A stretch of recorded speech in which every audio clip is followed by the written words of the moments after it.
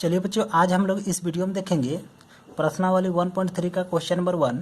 Question number 1 में बोला गया है क्या कि सिद्ध कीजिए कि √5 एक अपरिमेय संख्या है। तो इस क्वेश्चन को बनाने के लिए हम लोग को दो चीज़ों को जानना बहुत ज़रूरी है। तो चलिए सबसे पहले उन दोनों चीज़ों को देख लेते हैं कि वे क्या चीज़ है जिसको जानना ज़रूरी है इस क्वेश्चन को बनाने के लिए। तो सबसे पहले एक प्रमेय है 1.3, यहाँ किताब से ही लिया गया है। पीछे साइड में देखिए ये जो प्रमेय है इसी को शॉर्ट में हमने यहाँ पर लिख करके रखा है। क्या कि देखिए प्रमेय क्या कहता है कि यदि PA² को विभाजित करती है तो PA को भी विभाजित करेगा। ठीक है, यही प्रमेय कहता है क्या कि PA² को विभाजित करता है, मतलब भाग कर देगा, कट जाएगा। P से जब A² को विभाजित करेंगे तो ये कट जाएगा। तो ऐसा स्थिति में P से A को विभाजित करेंगे तो वो भी कट जाएगा। जैसे कि यहाँ पर हमने दिखाया है कि 3 से 9 के स्क्वायर कहने के मीनिंग 81 कट जाएगा ना। तो उसी को लिखे यहाँ पर 3 9 स्क्वायर कहने का अर्थ है कि 81 को विभाजित करती है तो 3 9 को भी विभाजित करेगा। देख रहे हैं ना कि P अगर A² मतलब यहाँ 9 के जगह 9 बन रहा है यहाँ पर A² के जगह में, तो 9 स्क्वायर मतलब 81। तो 3 81 को विभाजित करता है, करके देखिए कट जाएगा ये वाला। तो 3 दूनी 6, 7 8 2 बचा, 2 इसको दिया, 3 7 21, तो 2 और 7 मतलब 27 बार में ये पूरी तरह से कट जा रहा है ना। तो ऐसा स्थिति में ये जो है वो 9 को भी विभाजित करेगा, यही इस प्रमेय का कहना है। एक चीज़ और बता दें आपको कि विभाजित करने का अर्थ ये होता है कि उस पर वो संख्या मौजूद है। कहने का मीनिंग जैसे कि ये 9 है तो 9 रहेगा। अब बोल रहे क्या कि ये 3 से ये 9 विभाजित होगा, मतलब 9 पर 3 जरूर छिपा हुआ रहेगा, इसका मीनिंग है विभाजित होने का अर्थ है। तो 9 लिखे, यहाँ हुआ 3 और एक ठो कोई संख्या है तो 9 हो जा रहा है ना। तो एक 3 क्या है इसमें जरूर छिपा हुआ है। इसको और अच्छा से समझने के लिए चलिए एक और एग्जांपल ले लेते हैं। तो 3 6 का स्क्वायर कहने के में 36 को विभाजित करती है तो प्रमेय के हिसाब से क्या होगा कि 3 6 को भी विभाजित करेगा, तो 3 6 को भी विभाजित करेगा। अब जैसे कि यहाँ पर मैंने बताया था कि 3 9 को विभाजित करेगा, इसका मीनिंग क्या है कि 3 जो है वो इस 9 पे छिपा हुआ है। उसी तरह अगर हम कह रहे हैं कि 3 6 को विभाजित करती है तो इसका अर्थ ये है कि 6 पर 3 पक्का छुपा हुआ है। तो चलिए उसको गुणनखंड करके देखते हैं। तो जब गुणनखंड किया तो कितना आया, 6 = 3 × 2, तो 3 आया ना। तो विभाजित होने का अर्थ है क्या कि उसमें वो चीज़ छिपा हुआ है। तो पहला बात यही चीज़ है। प्रमेय 1.3 इसको समझ जाना है कि P अगर A² को विभाजित करती है तो P A को भी विभाजित करेगा। और विभाजित करने का अर्थ भी समझना है कि विभाजित करेगा कहने का मीनिंग उस पर वो चीज़ छिपा हुआ है। कहने का मीनिंग अगर 3 6 को विभाजित करेगा तो 6 पर 3 छिपा हुआ रहेगा ही रहेगा। ये बात पहला हो गया। दूसरा चीज़, एक मेथड का यूज करेंगे हम लोग इस क्वेश्चन को बनाने के लिए, और उस मेथड का नाम है कॉन्ट्रडिक्शन मेथड। इस मेथड में हम लोग को क्या करना पड़ता है कि सही चीज़ को गलत करते हैं और गलत को फिर से कर देते हैं गलत। तो ऐसा स्थिति में पहला वाला हो जाता है सही। ये 10 क्लास के लिए बहुत ही न्यू चीज़ है, इसके चलते हो सकता है शुरू में आपको दिक्कत लगे, लेकिन थोड़ा सा प्रैक्टिस कीजिएगा तो आपको भी ये बहुत आसान लगने लगेगा। तो कॉन्ट्रडिक्शन मेथड में क्या होता है, तो सही को गलत मानेंगे और जो माने हैं उसको फिर से गलत कर देंगे, तो शुरू वाला हो जाएगा सही।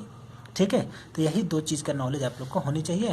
प्रमेय 1.3 का नॉलेज है, साथ ही साथ समझना, और दूसरा ये मेथड कि सही को गलत करते हैं और जो गलत करते हैं उसको फिर से गलत कर देते हैं, तो शुरू वाला हो जाता है सही।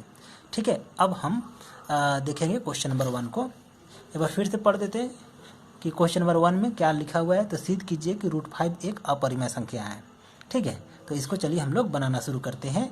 और कौन मेथड से बनाएंगे, तो कॉन्ट्रडिक्शन मेथड से ये सब बनता है। इस एक्सरसाइज का सभी क्वेश्चन इसी मेथड से बनेगा, कॉन्ट्रडिक्शन मेथड से। तो बनाने के लिए क्या करना है, सबसे पहले आप क्या कीजिए, क्वेश्चन को देखिए क्वेश्चन 1 है ना, तो उसमें इसको हम लोग को सिद्ध करना है कि ये एक अपरिमेय संख्या है। तो आपको क्या करना, सही को गलत मानेंगे तो लिखेंगे कि माना कि इतना एक परिमेय संख्या है। तो हम लोग जानते हैं ना 9 क्लास 8 क्लास सब क्लास में जानते हैं कि ये एक अपरिमेय संख्या, ये चीज़ को जानते हैं, लेकिन क्या कर रहे हैं, गलत कर रहे हैं। क्यों, क्योंकि कॉन्ट्रडिक्शन मेथड में कहता है क्या कि आप सही को गलत कीजिए, तो इसको हम लोग गलत मान रहे हैं। तो ऐसे ही करके सबको बनाना है यहाँ का। तो माना कि इतना √5 एक अपरिमेय संख्या है जिसका सरलतम रूप a/b है। अब देखिए यहाँ तक पहले समझ लीजिए, इतना एक परिमेय संख्या है। तो परिमेय संख्या है तो परिमेय संख्या का मीनिंग तो आप जानते हैं कि वैसा संख्या है जिसको p/q के रूप में लिख सकते हैं। तो ये अगर परिमेय है तो इसको p/q के रूप में लिख सकते हैं। दूसरा, जिसका सरलतम रूप, तो सरलतम रूप मतलब हुआ क्या कि आगे नहीं कटेगा। जैसे कि यहाँ पर देखिए समझाने की कोशिश की है कि 12/12 है, इसको हम लोग काटेंगे तो कितना हो जाएगा। देखिए तो एक बार काटे तो 2 दूनी 4, 2 2 छक 12, तो इतना आया। लेकिन देखिए ये और कट रहा है, 2 एका 2, 2 तिया 6, लेकिन इससे आगे ये तो नहीं कट रहा है ना। तो ये जो है 4/12 जो है इसका सरलतम रूप हो गया 1/3। तो इसका सरलतम रूप ये है ना, इसलिए ये दोनों आपस में बराबर होगा। तो एक चीज़ और आपको जान लेना है, क्या चीज़, कि सरलतम रूप का मीनिंग होता है आगे नहीं कटना, मतलब और कट करके वो छोटा नहीं होगा। अब चलिए फिर से, तो ये तो लिख लेंगे पहले कि माना कितना एक परिमेय संख्या जिसका सरलतम रूप a/b है। थोड़ा लिख के प्रैक्टिस भी करना है कि क्या क्या लिखना है आगे। अब देखिए इसी का ये सरलतम रूप है तो इसलिए ये और ये बराबर होगा। जैसे कि यहाँ पर मैंने बताया कि इसका सरलतम रूप ये है तो इतना और ये बराबर हो गया। तो उसी तरह से हम करें, इसका सरलतम रूप ये है तो ये और ये बराबर हो गया। तो इसलिए √5 = a/b हुआ। अब इसको क्रॉस मल्टीप्लाई कर देंगे, मतलब तिरछा तिरछी गुना कर देंगे, तो ये भागा में इधर जाएगा तो गुना में, तो b √5 = ये वाला a। ठीक है, यहाँ गलती से इक्वेशन 1 बना रहा था लेकिन ये नहीं मानना है हम लोग को। फिर यहाँ पे क्या करना है आपको, दोनों तरफ वर्क करने पर, इसको याद भी करके रखना स्टेप को कि कैसे कैसे लिखना है काके। तो दोनों तरफ वर्क करने पर जैसे वर्क करेंगे तो कितना हो जाएगा, b √5²। अब इधर ए है तो a का स्क्वायर, क्योंकि दोनों तरफ वर्क कर रहे हैं। अब चलिए ब्रैकेट को तोड़ेंगे, तो ब्रैकेट दिया हुआ है मतलब ब्रैकेट के अंदर दोनों का स्क्वायर है। तो b का स्क्वायर यहाँ रह गया और √5 का स्क्वायर, तो स्क्वायर से रूट हट गया तो 5 बन गया। इधर a² अपना उतर गया, इसको इक्वेशन 1 मान लेंगे। अब यहाँ पर देखिए ये गुना में है ना, इधर जाके तो भागा में, मतलब 5a² को विभाजित करेगा, उसी को लिखे हैं। इसलिए 5a² को विभाजित कर रहा है ना, गुना में तो इधर जाके भागा करेगा ना, तो भागा विभाजित कर रही है।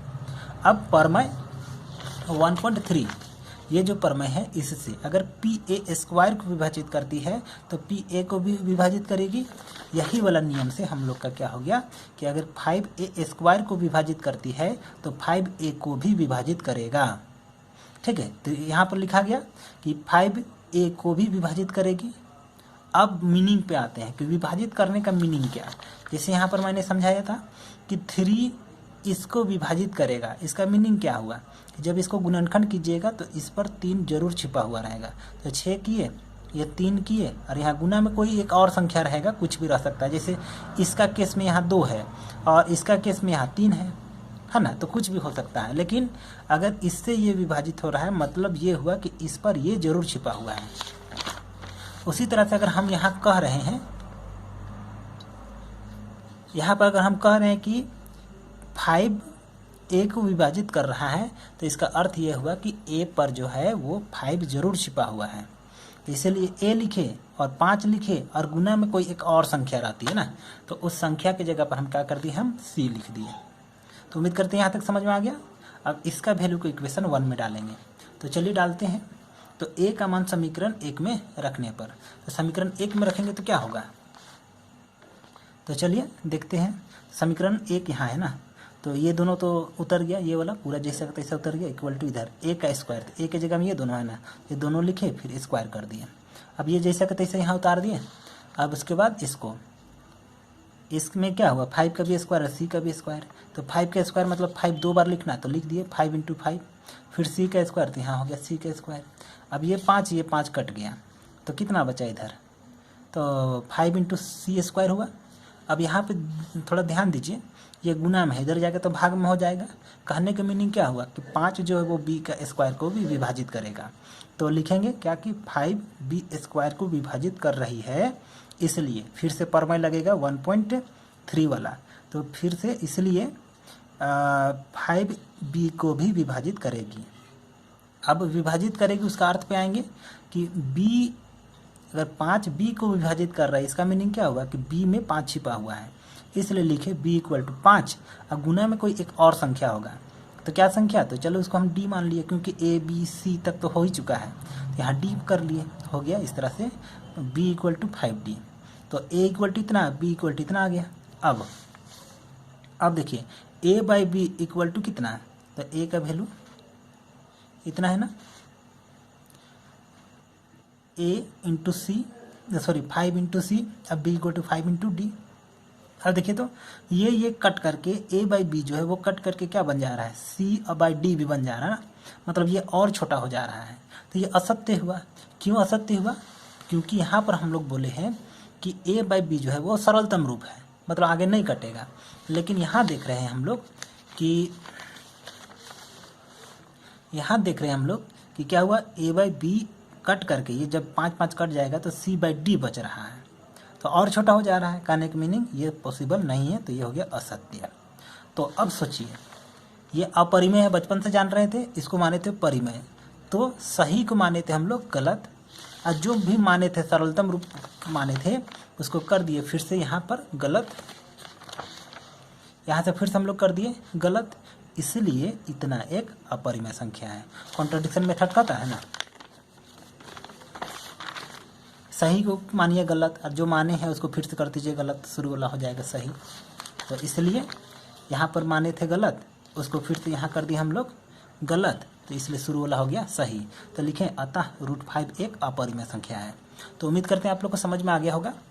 और इसी तरह से आप लोग का बनेगा एग्जाम्पल नंबर, देखिए ये परमय, देखिए परमय जो है 1.4 इसी तरह से बनेगा, केवल अंतर बस ये कीजिएगा कि ये 5 की जगह पर आपको 2 करते जाना है, ठीक है। और ये देखिए उदाहरण नंबर 9 भी आपको इसी तरह से बनेगा। क्या करना है कि 5 की जगह पर केवल 3 करते जाइएगा, सब जगह आंसर आ जाएगा। तो उम्मीद करते हैं कि ये वीडियो आप लोग को अच्छी लगी हो, और अच्छी लगी हो तो वीडियो को लाइक कीजिए, और चैनल में नए हैं तो चैनल को सब्सक्राइब कर लीजिए, ताकि आपको NCERT का पूरा सॉल्यूशन मिल सके। तो आज के लिए बस इतना ही।